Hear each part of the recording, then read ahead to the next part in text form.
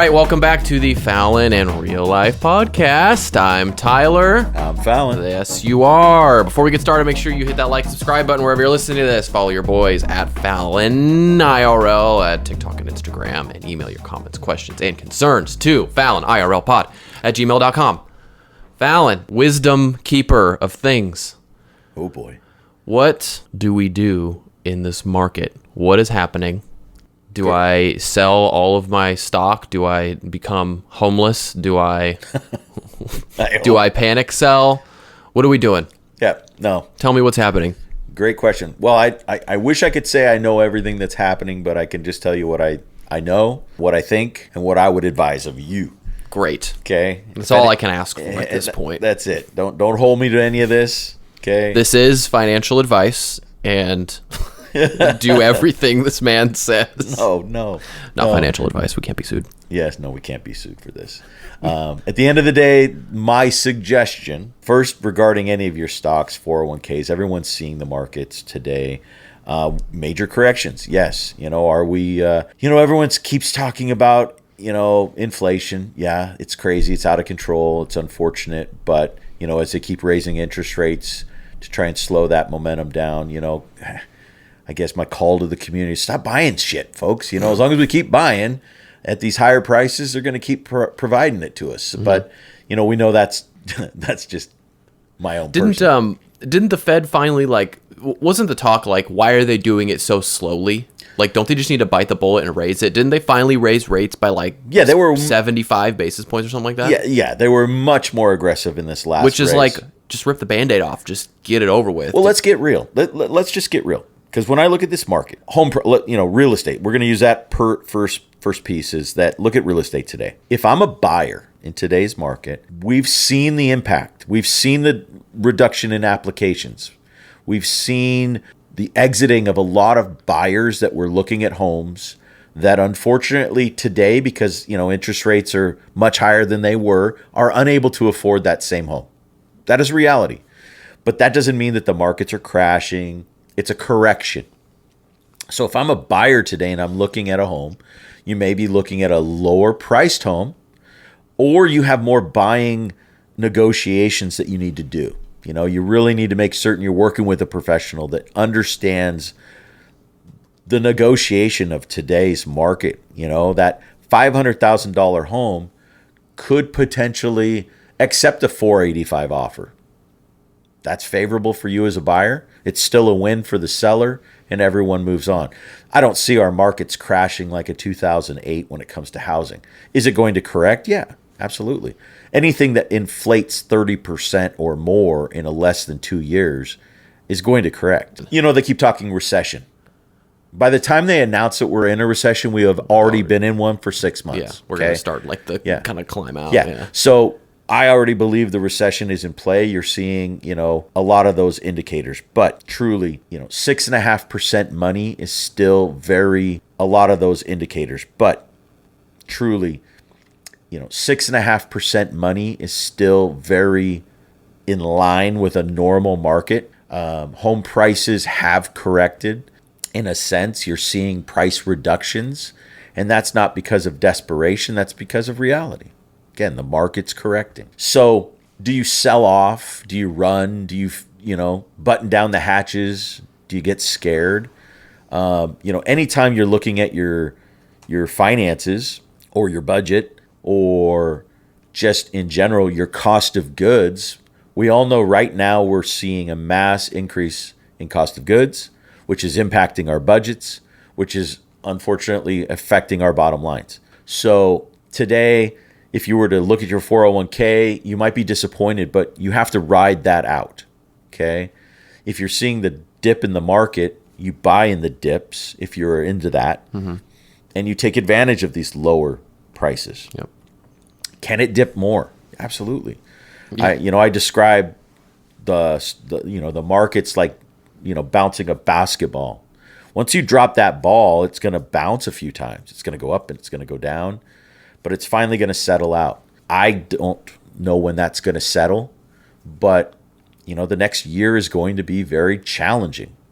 So what do you do to prepare for that? Hold on to your cash, Don't make any major purchases unless you really have to. And just keep your head down. Focus on the things that you can control. If your spending habits are out of control, then obviously make a correction there.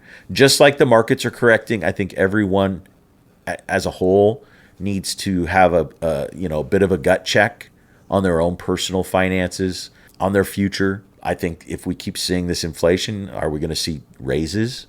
Obviously income needs to go up. Where I see the negative is, look at Social Security, those on set budgets today, those that have already retired or just retired in the last 12 to 18 months. They're the ones that are really seeing the negatives of some of this inflation and just the nonsense that's going on. But these markets correct. This is, we've had this ride. This is how it works. This is how. Exactly. I mean, a lot of people are just new to the market, with this whole Bitcoin and the NFTs and all these things that are very new that have gotten traction, but I've seen 75% reduction. Like, that's insane. Mm-hmm. I was reading an article, over $2 trillion in loss has occurred in just this short window. That's a lot of money. In what? In wealth. Oh, like all of stock market. Yeah, $2 trillion in just evaporated. Mm-hmm. That's a lot. But again, do you think this was just like a culmination of a lot of things happening at once? It was like inflation, overinflated stocks, the war in Ukraine. It seems like it all happened in like March.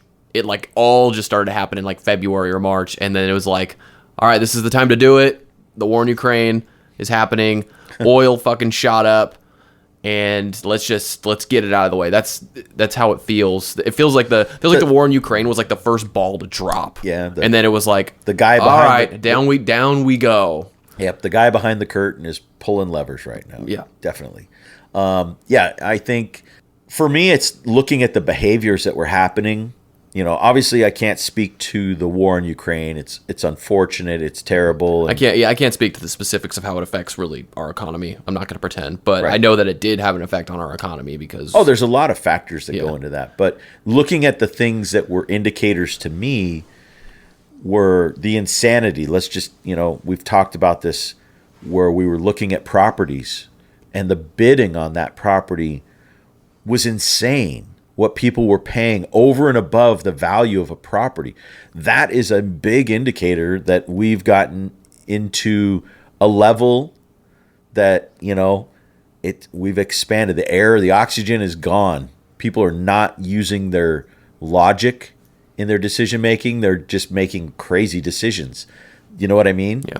We saw it with people going out and buying a digital currency that you can't use anywhere really in some cases, or has been, a slow introduction into our communities where you have use, that 20-year-olds were sitting at home mining and becoming millionaires. That's kind of insane to me, where you're more of a believer in the homegrown basics of the dollar. Are you skeptical about cryptocurrency like as a whole, or is it just the whole, like do you believe in Bitcoin as like a sustainable cryptocurrency and all these other little ones you're just like, what's the point? Because I can get on that. Yeah. I can get on board with that. Blockchain is here to stay. That concept, that process, the mechanisms that are built into that are here to stay. Mm-hmm. I believe in that. What value Bitcoin would be, or, insert name coin, whatever that digital currency is going to be, it's going to be there. We're going to see it. But there's all these other variables. It's like altcoins that you're buying for 0.000085. Well, we talked about this. Talked about this. When you're buying something for 14 cents, dude, less than that. Yeah. Less than that. And you're just like, oh, if this goes to a penny, it's going to go up 5,000%. Like, that's literally what you're praying for. And then it pops, and then people make money. And there's all sorts of other scams too, where people start a cryptocurrency and get in and hype it up, and then they sell it at the top. And it's like, that's why they have slot machines. It's kind of the same concept. You're putting money into something in hopes through the entertainment of it that you're going to get something back. 90% of the time or more, you don't, unfortunately. But there is entertainment in it.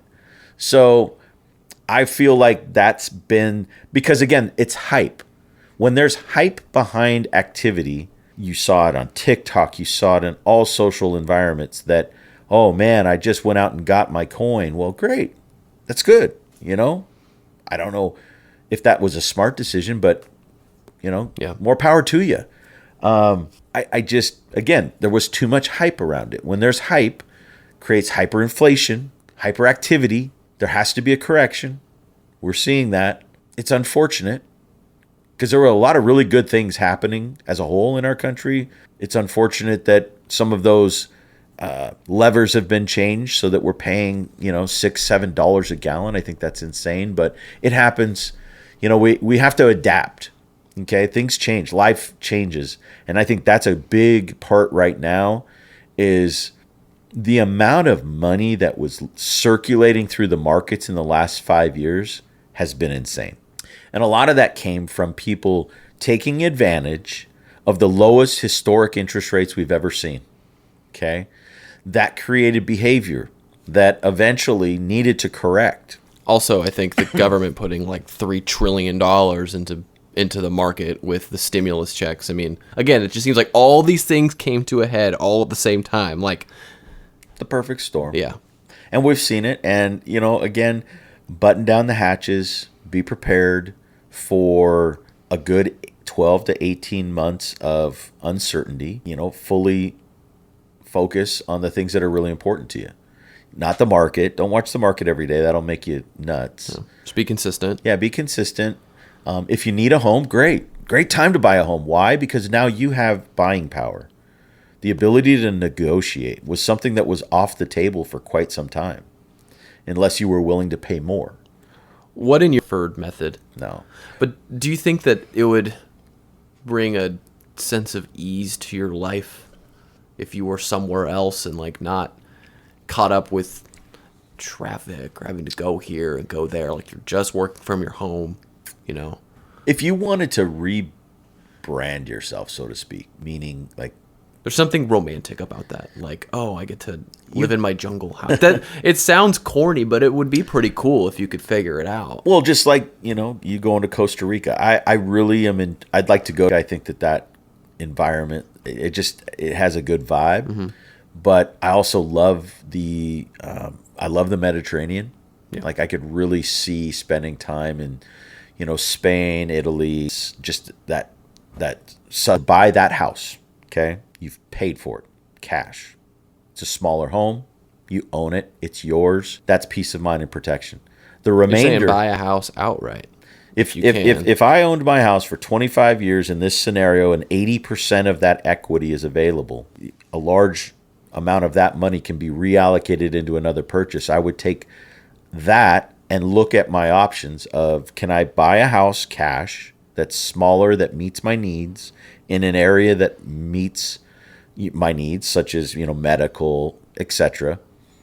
Pay cash for that. Use the remainder to put down on an income producing property, something that's going to generate an income on a monthly basis that can be managed by a company like ours that allows that person longevity. Now they've reallocated their money and put it to work. One, they have peace of mind. They have their home. They'll never have to worry about anything other than taxes, insurance, and maintenance, and whatever they're drawing on their retirement.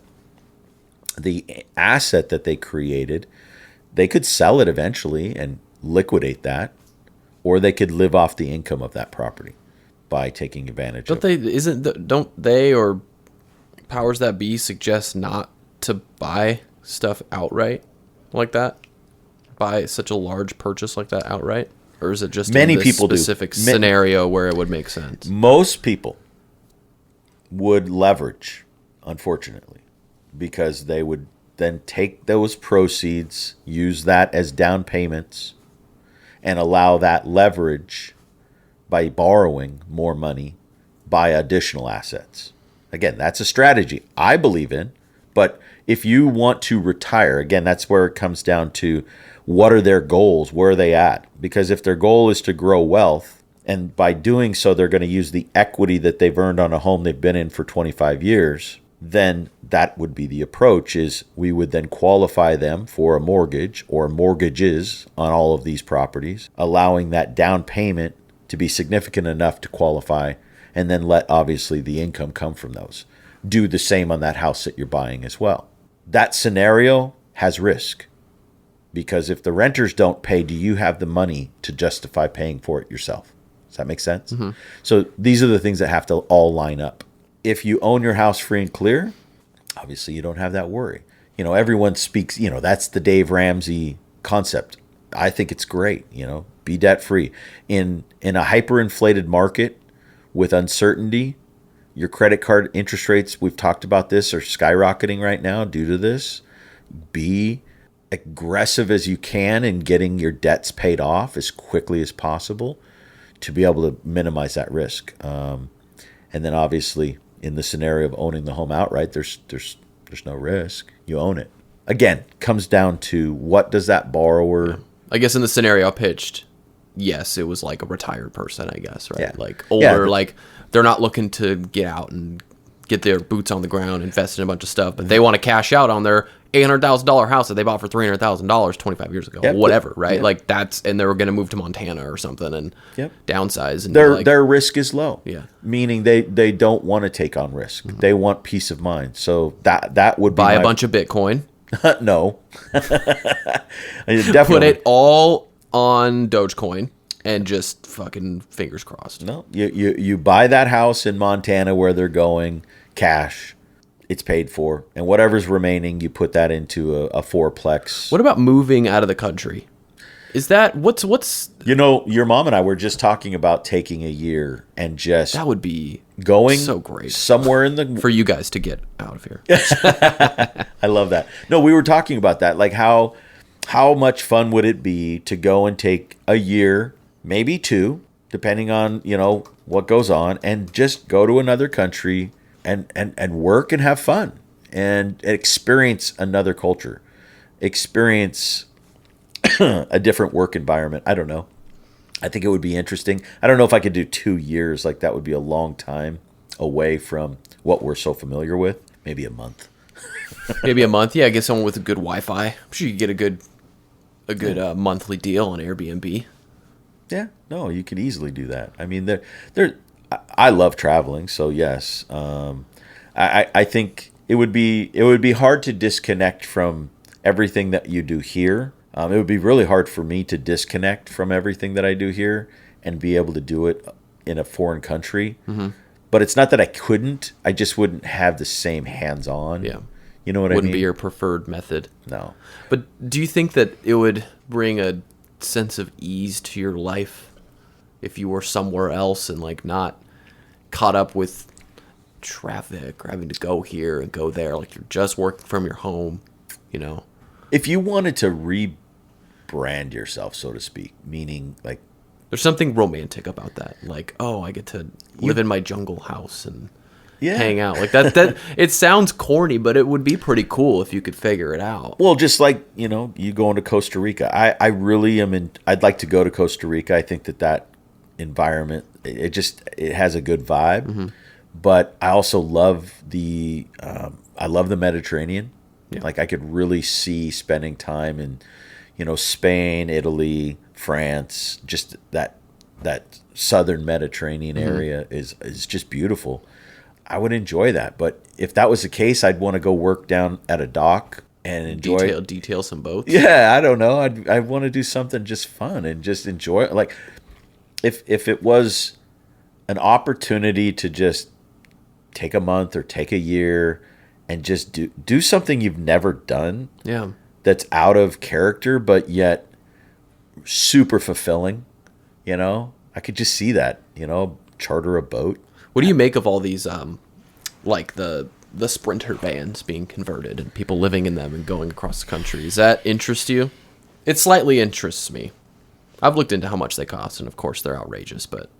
Yeah, you're going to spend $100,000 on something that you could go across the country. The Sprinter van, what what makes that concept great, because I mean, it used to be people got motorhomes, large bus conversions, and they a lot travel. easier to get around than That's it. a freaking RV. Yeah.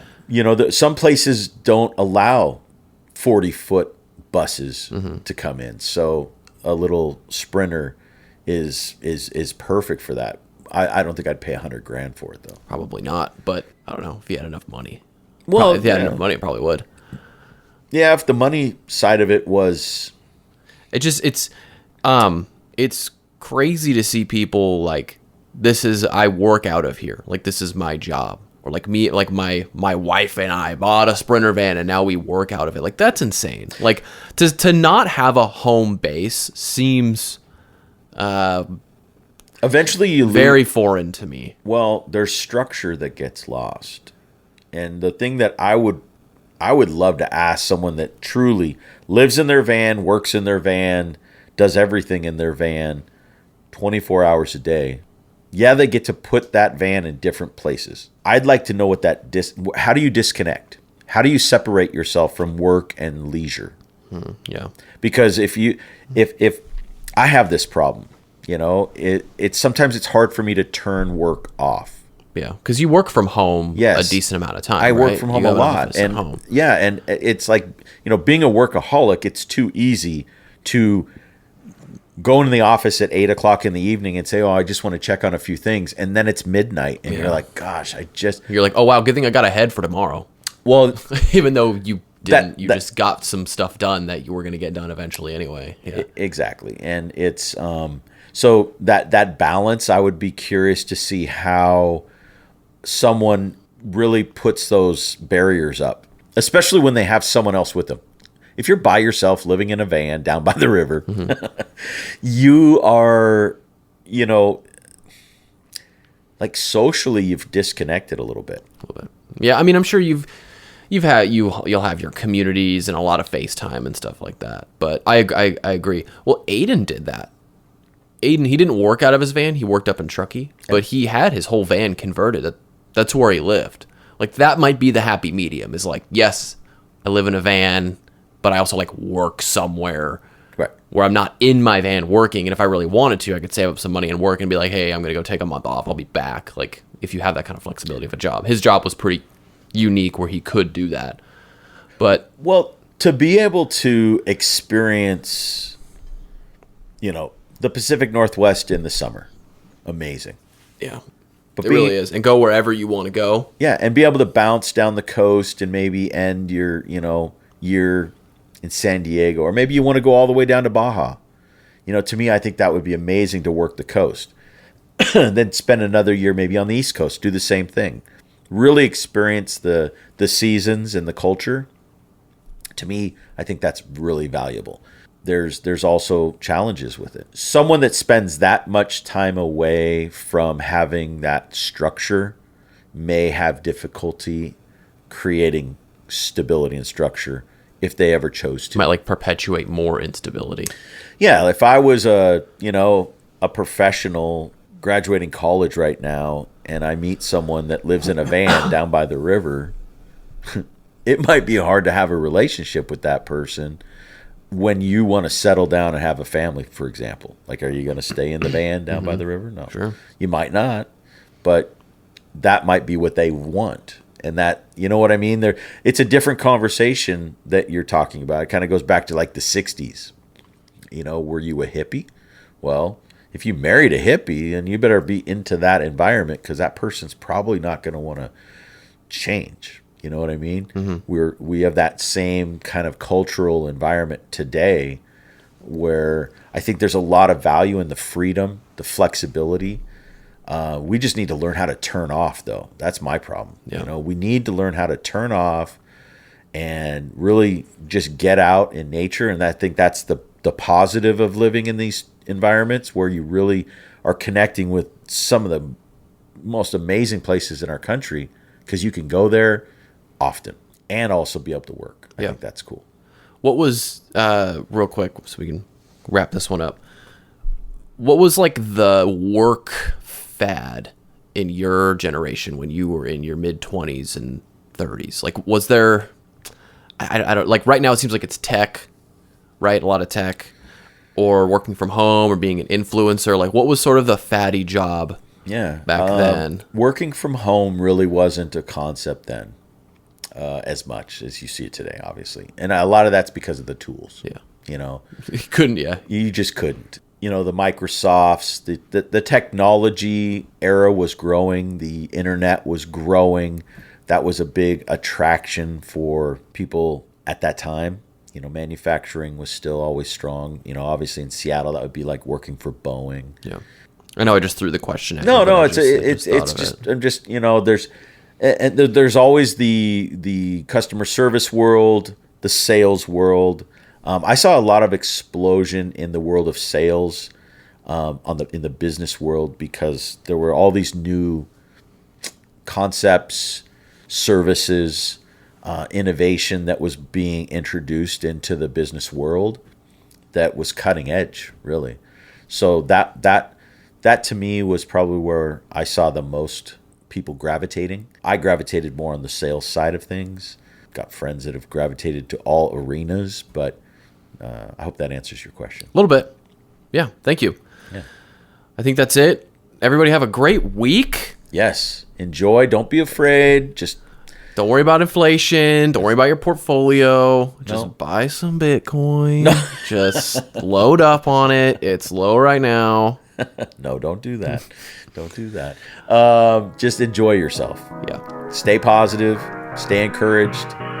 Don't allow the nonsense noise to distract you from what your goals are daily, and make it a great day. All right, everybody. Thanks. We'll see you next week. Take care.